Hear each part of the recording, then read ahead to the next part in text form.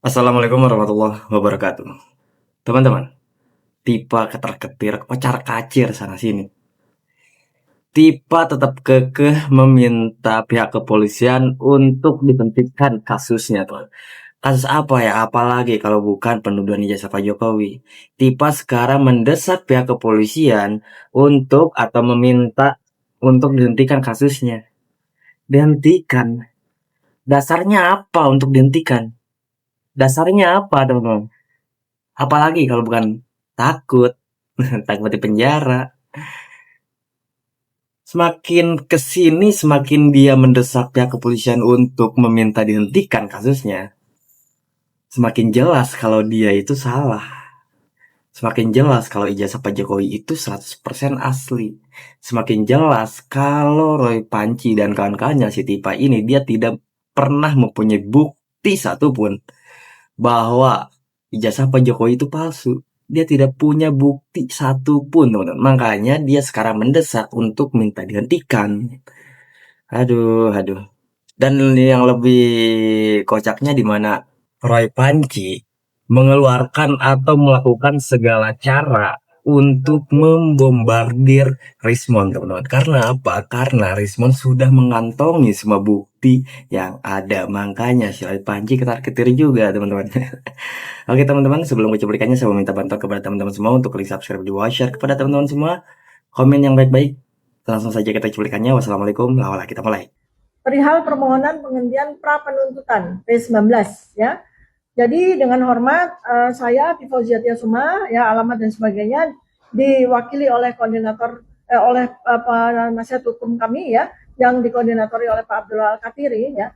Dengan ini menyampaikan permohonan penghentian pra penuntutan atau P19 dengan alasan sebagai berikut. Bahwa ya saya Tifa Suma status sebagai tersangka saat ini sedang menjalani proses penyidikan di Kepolisian Polda Metro Jaya berdasarkan beberapa laporan polisi. Ya, Anda tahu kan, laporan polisinya Pak Insinyur Pak Joko Widodo, kemudian beberapa orang yang lain ya. Kedua, bahwa penyidik telah melimpahkan berkas perkara ke Kejaksaan Tinggi DKI Jakarta dan JPU telah melakukan pengembalian berkas perkara atau P19 kepada penyidik guna dilengkapi. 3. Bahwa menurut catatan kami, berkas tersebut telah diterima kembali oleh penyidik pada tanggal 2 Februari 2026. 4. Bahwa berdasarkan pasal 61 ayat 3 KUHP Undang-Undang Republik Indonesia nomor 20 tahun 2025, penyidik wajib melengkapi berkas perkara melalui penyidikan tambahan sesuai koordinasi penuntut umum dalam waktu paling lambat 14 hari, terhitung sejak tanggal diterimanya pengembalian berkas perkara dari penuntut umum. 5.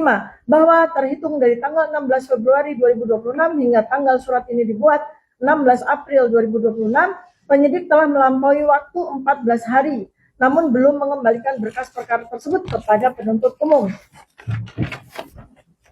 6. Bahwa keterlambatan ini merupakan bentuk ketidakpastian hukum dan kelalaian dalam memenuhi petunjuk jaksa penuntut umum. Berdasarkan alasan-alasan tersebut di atas, kami mohon kepada Bapak Kepala Kejaksaan Tinggi DKI Jakarta untuk menghentikan pra penuntutan perkara atas nama Tifa Suma, saya sendiri selaku tersangka. 2. Memerintahkan penyidik menghentikan penyidikan karena tidak terpenuhinya kelengkapan berkas dalam tenggat waktu yang ditentukan oleh undang-undang. Jadi ini surat yang sudah kami sampaikan di tanggal 16 April 2026 kemarin ya. Jadi mudah-mudahan dengan ini kita juga memberikan pendidikan kepada seluruh masyarakat Indonesia bahwa hukum harus ditegakkan sesuai dengan undang-undang yang berlaku di Republik Indonesia ini. Saya akan memberikan beberapa catatan tambahan selain yang tadi sudah dikemukakan oleh kawan-kawan dan juga oleh para kuasa hukum kami yang sangat luar biasa. Ya, ada 3 poin yang nanti akan saya sebutkan. Yang pertama soal Jokowi, yang kedua soal Rismon, dan yang ketiga soal Pak Yusuf Kala. Saya tambahkan. Ya. Nah, yang pertama saya ingin menandaskan supaya tadi sempat ingat, habis dari sini, insya Allah kami nanti akan melakukan apa yang namanya kami lakukan ujian pendapat atau kami lakukan aspirasi di depan gedung wakil rakyat kita di DPR ya. Para anggota DPR dan juga MPR itu adalah wakil rakyat. Mereka adalah yang harusnya menerima aspirasi dari kami ya. Jadi kalau nanti misalnya mereka mendengar kami dan mereka kemudian menaruh perhatian, tidak mesti hari ini, ya itu alhamdulillah, itu bagus. Karena mereka 480 anggota DPR itu mewakili dari 280 juta rakyat Indonesia. Dan itulah yang memang menjadi kunci nanti untuk menentukan arah negara ini selanjutnya. Jadi nanti jam 2 siang jangan lupa kita akan ada di depan gerbang depan, ya, bukan gerbang belakang, gerbang depan kantor BPN. Itu yang pertama. Yang ingin saya sampaikan ya. Nah, yang pertama sekarang tadi tambahan. Yang pertama adalah soal Jokowi.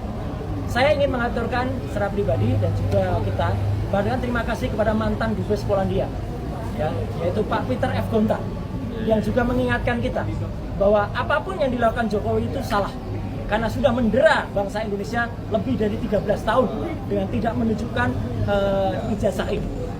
Kalau itu ijazah memang terbukti dan insya Allah itu akan terbukti 99% palsu, ya, itu dia jahat sekali. Sama seperti kata Bu Kurnia tadi, itu bengis. Tapi andai pun, tapi itu tidak akan terjadi. Andai pun ijazah ini memang benar, tetap jahat Jokowi. Karena sudah membuat perkara ini panjang. Sampai Pak JK sendiri, Pak Yusuf Kalla yang dulu menjadi wakilnya Jokowi, pernah juga mengatakan juga kenapa tidak segera ditunjukkan, ya, karena itu jahat banget, ya. Jadi artinya ini justru kejahatan dari Joko Widodo yang membuat rakyat Indonesia menjadi korban. Dan jelas sudah ada 2 korban yang sudah pasti, yaitu Gus Nur dan Bambang Tri yang telah dipidana tanpa menunjukkan ijazah asli, hanya dengan fotokopi. Itu kan luar biasa. Ya, lawyernya ada di sini, Pak Kosinudin dan Abu Kurnia juga dan kawan-kawan. Nah, itu yang pertama. Yang kedua, banyak pertanyaan ke saya, Mas, kenapa tidak dijawab soal respon? Ya.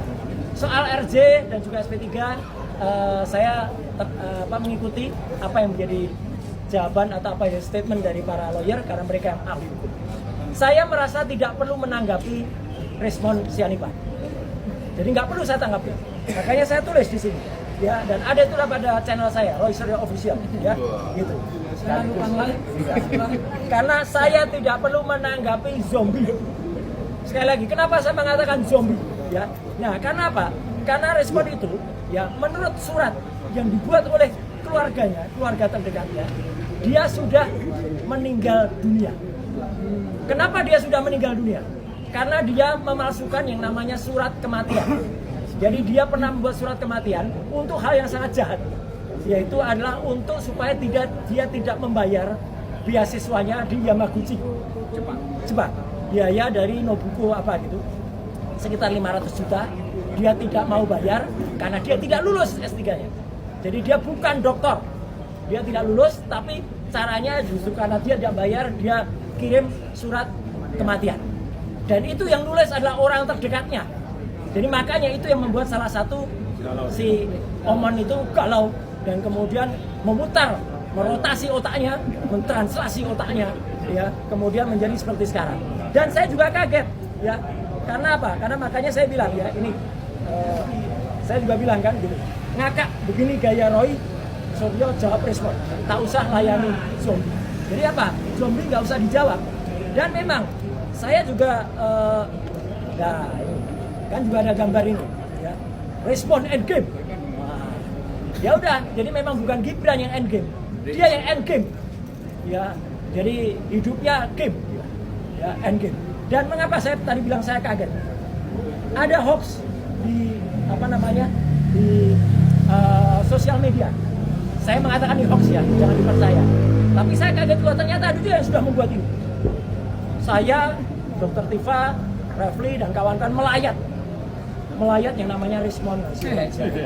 Ya, tapi ini hoax, ya, nggak usah dipercaya, ya, gitu, jangan dipercaya. Tapi apa? Dia jelas sudah menipu. Lihat KTP-nya. Dokter. KTP-nya doktor. Ya, nih KTP-nya doktor. Ini tidak melanggar Undang-Undang Perlindungan Data Pribadi, ya, karena nick-nya sudah saya samarkan. Jadi ini tidak melanggar dokter. Jadi sekali lagi, apa yang dilakukan oleh respon itu tidak perlu lagi dijawab. Mau dia jawab, oh Suryo tidak ilmiah, dia seorang politisi. Dan memang dulu saya seorang politisi. 15 tahun saya menjadi seorang politisi. Saya pernah memegang jabatan menjadi ketua departemen Kominfo di partai, ya, anggota Dewan Kehormatan di partai, bahkan wakil ketua umum. Memang saya nggak mungkin jadi ketua umum di partai itu, ya, ya. Tapi saya juga pernah 2 kali menjadi anggota DPR, 2 periode, pernah membantu presiden di kementerian. Tidak sembarangan orang di partai, alhamdulillah bisa.